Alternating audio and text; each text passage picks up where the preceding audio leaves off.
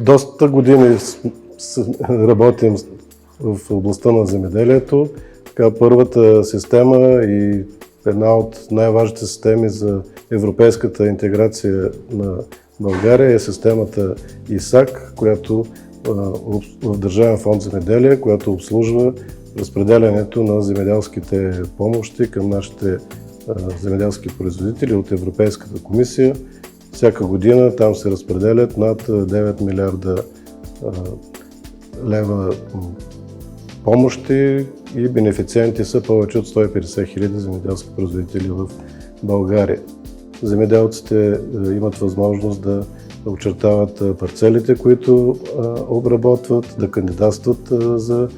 съответните видове помощи и схеми на подпомагане и оттам нататък вече системата контролира, управлява кой колко би получил и съответно до привеждане на тези пари по сметките на съответните бенефициенти. Също така сме създали системата за електронно подаване на документи и електронни услуги в Държавен фонд земеделие, както и множество системи в Министерството на земеделието, които са свързани именно с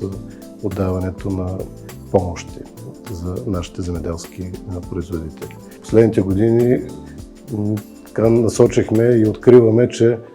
именно обработката и наблюдение чрез сателитни изображения е нещо много иновативно, перспективно, което би подпомогнало земеделските производители. Радваме се, че вече има интерес от водещите земеделски производители в България. Технологика е в AgroHub BG от самото начало. Даже ние сме от учредителите на AgroHub BG и Технологика има щастието да работи в проекта, като влизаме с нашето ноу-хау, което е свързано с обработка на сателитни снимки, анализ по сателитните изображения и извличане на анализи и резултати от тях. Ние имаме щастието да работим с други технологични фирми в проекта, както и с други научни звена, като целта на проекта е да комбинираме научното познание,